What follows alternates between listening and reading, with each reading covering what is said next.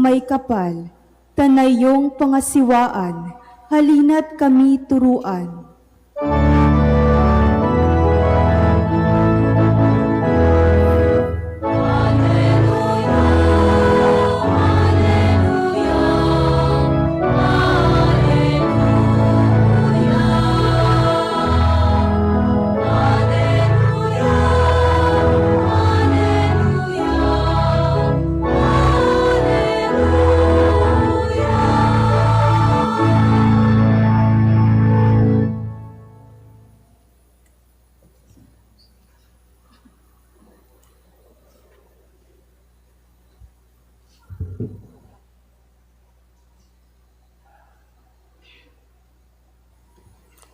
Sumainyo ang Panginoon. At sumaiyo rin. Ang simula ng mabuting balita ng Panginoon ayon kay San Mateo. Papuri sa iyo, Panginoon.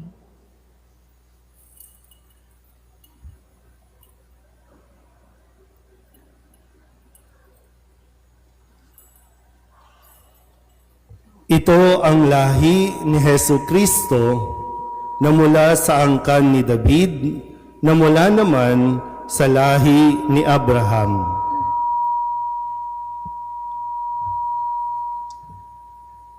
Si Abraham ang ama ni Isaac, si Isaac ang ama ni Jacob na ama ni Juda at ng kanyang mga kapatid. Naging anak naman ni Juda kay Tamar sina Fares at Sara. Si Fares ang ama ni Esrom at si Esrom ang ama ni Aram. Si Aram ang ama ni Aminadab. Si Aminadab ang ama ni Naason na ama naman ni Salmon. Naging anak ni Salmon kay Rahab si Bus. At naging anak naman ni Bus kay Ruth si Obed. Si Obed ang ama ni Hese na ama ni Haring David. Naging anak ni David si Solomon sa dating asawa ni Urias. Si Solomon naman ang ama ni Roboam. Si Roboam ang ama ni Abias at si Abias ang ama ni Asa. Si Asa ang ama ni Josaphat, at si Josaphat ang ama ni Joram, na siya namang ama ni Ozias. Itong si Ozias ay ama ni Hotam, na ama ni Akas. At si Akas ang ama ni Ezekias. Si Ezekias ang ama ni Manases, at si Manases ang ama ni Amos, na ama naman ni Hosias. Si Hosias ang ama ni Jeconias at ang kanyang mga kapatid. Panahon noon ng pagkakatapon ng mga Israelita sa Babylonia.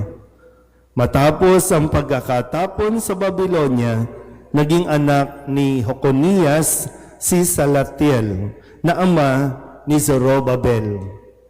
Si Zorobabel ang ama ni Abiud na ama ni Eliakim. At si Eliakim ang ama ni Azor. Si Azor ang ama ni Sadok na ama ni Akim. Itong si Akim ang ama ni Eliud. Si Eliud ang ama ni Eleazar. Si Eleazar ang ama ni Matan na ama ni Jacob. At si Jacob ang ama ni Jose na asawa ni Maria. Si Maria naman ang ina ni Jesus na tinatawag na Kristo. Sa makatuwid, 14 ang salinlahi mula kay Abraham hanggang kay David. 14 mula kay David hanggang sa pagkakatapon ng mga Israelita sa Babylonia. At 14 din mula sa pagkakatapon sa Babylonia hanggang kay Kristo. Ang mabuting balita ng Panginoon. Pinupuri ka namin, Panginoong Hesukristo. Isang magandang gabi sa inyong lahat. Tayo po ay nasa ikalawang araw o ikalawang gabi ng ating pong pagsisimbang gabi o Misa Aguinaldo. Kung Papansinin po natin, kahapon, unang araw, ang sabi po no, sa pagbabasa natin, ang simula ng mabuting balita ayon kay San Juan. Ngayon naman, ang simula ng mabuting balita ayon kay San Mateo. So may 4 na ebanghelyo tayong ginagamit. Okay po ba tayo? So 4 gospel po yan na nagkikwento tungkol sa pagkakakilanlan sa ating Panginoong Hesukristo. At yan ay nagsisimula, kumbaga sabi ko nga, no, sa pagsisimula ng pelikula, ito agad yung senaryo. Kaya nga kahapon, ginamit natin yung Ebanghelyo ni San Juan at doon ay pinakilala, no, sinasabi na ginagawa ko lamang kung ano ang ipinagagawa sa akin ng Ama. So yung pagka-Diyos ni Kristo ang tinutukan ng Ebanghelyo ni San Juan. Kaya yung simula, yung relasyon agad ni Jesus sa Diyos Ama. So yung kanyang divinity. Pagka-Diyos. Sabihin nyo nga po, pagka-Diyos. Yan. So ngayon naman, yung pagkatao ni Kristo. Sa pananampalataya natin, tandaan nyo, hindi half-breed si Kristo, Hindi kalahating tao, hindi kalahating Diyos. Kundi 100% Diyos, 100% na tao si Kristo. Okay po? Yan. Kaya ngayon, sa Ebanghelyo ni San Mateo, ipinapakilala sa atin yung pinanggalingang lahi ni Kristo para ma-establish yung kanyang pagiging tao. Kaya yung genealogy ipinahayag. Kaya nga ang simula ng pahayag ni San Mateo, yung lahing pinagmulan o angkan na pinagmulan ni Kristo. Mahalaga yon na dapat nating mas makita dahil lahat ng ito ay bahagi ng kasaysayan, bahagi ng kwento ng kaligtasang ibinibigay o inihanda ng Diyos para sa tao. Di ko alam kung anong maaalala ninyong mga pangalan na naririto, no? Pero pangalawang araw pa lang tayo, kaya humanda kayo sa ikatlong araw, Tandaan natin ng mabuti, no? Pero minsan, akala natin, ano bang kinaugnayan nito? No? Bakit pa kailangan banggitin yung mga pangalan, ilang lahi? 14th generation, another 14th generation, another 14th generation. Ilan yon? 14 plus 14 plus 14, 42. Nasalin lahi. Bago natapos kay Kristo, na ang kanyang mga magulang, si Maria at si Jose, na nandoon na sa Belen. Binabaha na, inuulan na, kaya naka-raincoat. Pero tuloy, no? Sa kanila, uli nating narinig, pangalan ni Jose, na asawa ni Maria, na ina ni Hesus Kristo. Okay, tingnan natin ulit. Bawat pangalan na binanggit, may kanya-kanyang naging kalakasan, may kanya-kanyang mga naging kasalanan at kahinaan. Pero hindi binura sa kasaysayan. Naintindihan po ba?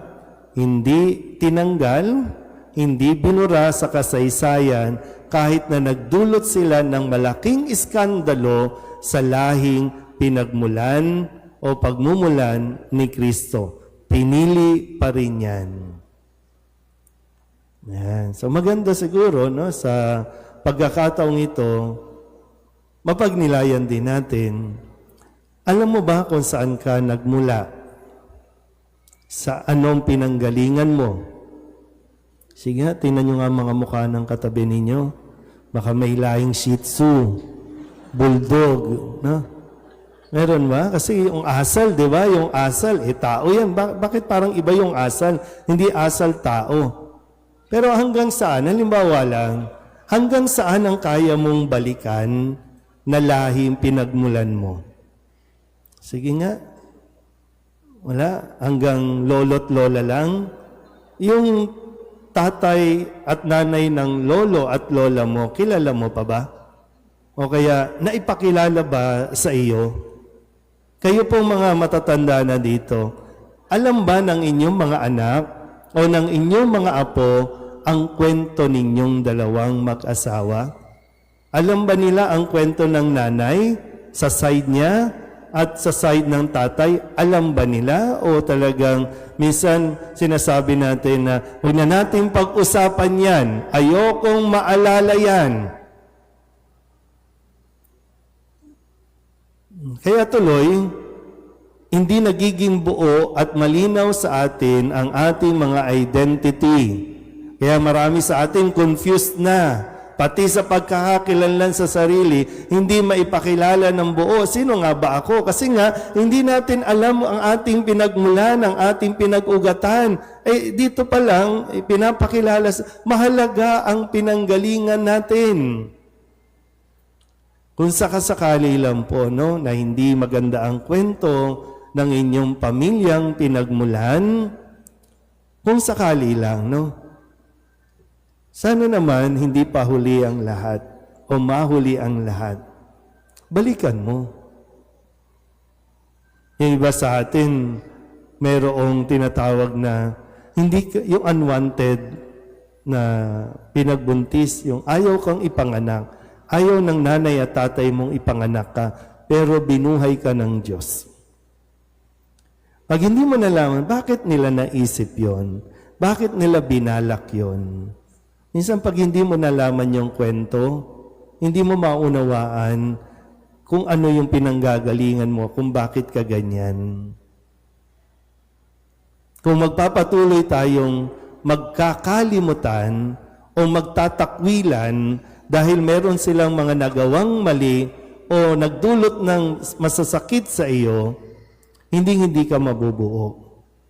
At minsan, pinapasa lang natin yung mga sama ng loob natin sa pagtayo po ay nagkaroon naman ng sarili nating pamilya.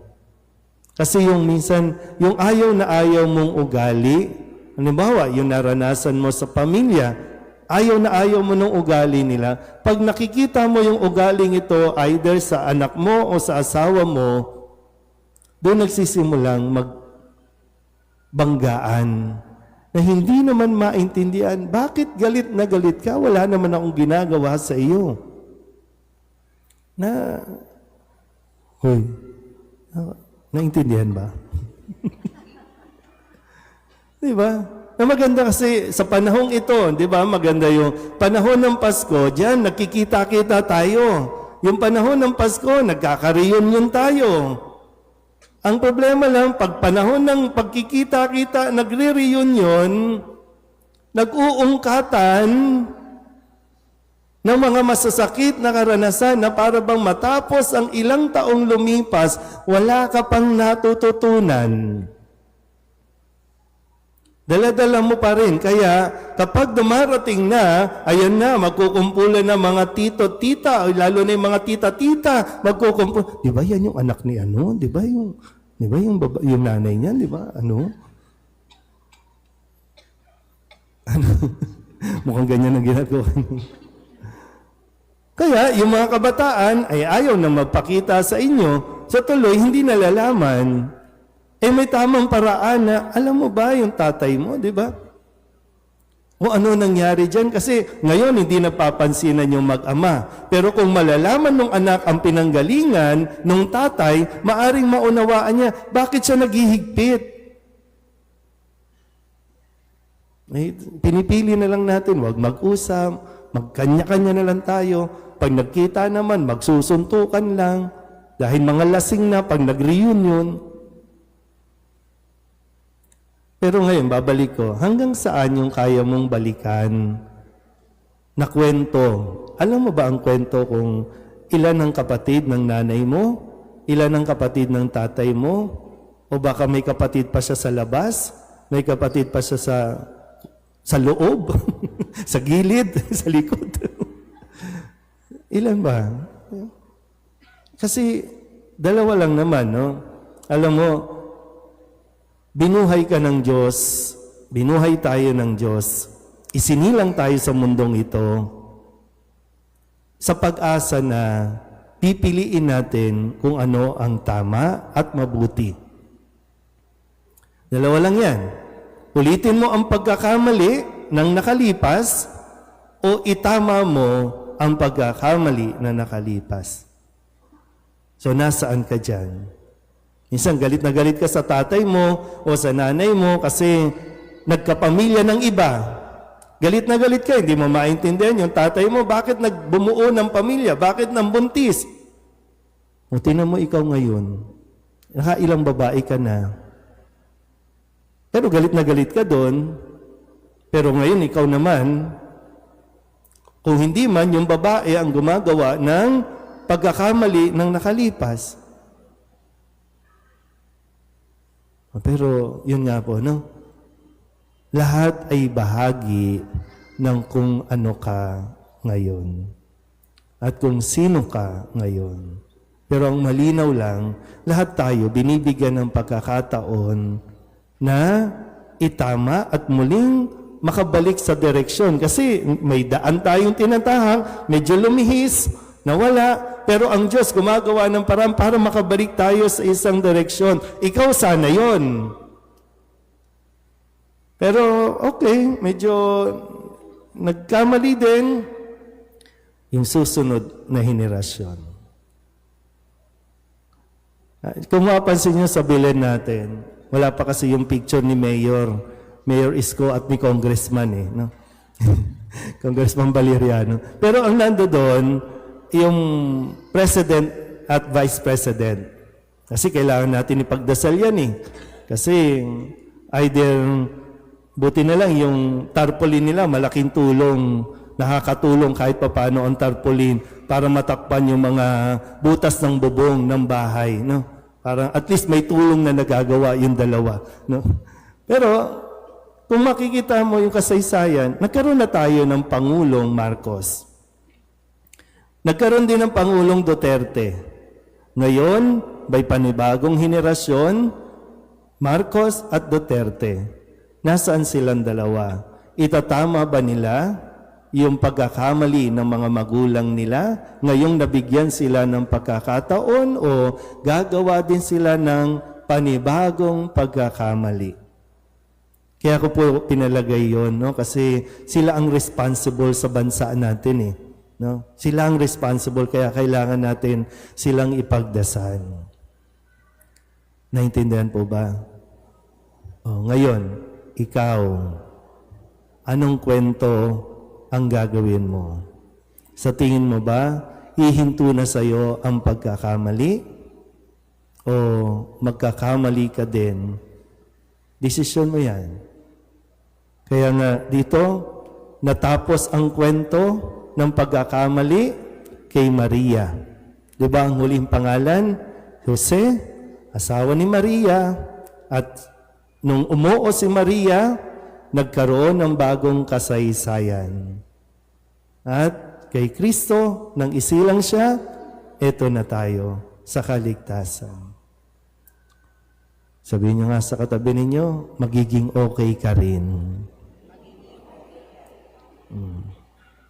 Tandaan mo wala ka nang, minsan kasi naiiwan tayo dun sa isinisisi natin yung nangyayari sa atin, either sa magulang o sa mga nagbantay sa atin. Sinisisi pa natin, wala na, ikaw na yan. Desisyon mo na yan, buhay mo na yan, kaya humingi ka ng gabay sa Diyos na makatama o makabalik ka sa tamang direksyon. Huwag mo nang isisi sa magulang mo na hindi sila nakapag-aral, kaya hindi ka rin nag-aaral ngayon. Kasi po, pwede kang mag-aral kung gugustuhin mo. Huwag mo nang isisi sa mga magulang mo kung naghiwalay man sila. Ngayon ikaw, pipili ka rin ng desisyon kung talaga bang magsasama kayo at makikisama ka ng tuluyan o maghihiwalay din. Nasa sayo na po yan, Wala na tayong dapat pagbalingan o ituro kung kanino tayo maninisi. Itigil na natin yan. Kasi meron tayong sariling kwento, meron tayong sariling buhay na ibinigay ng Diyos sa atin. Amen? Palapakan natin ang Panginoon.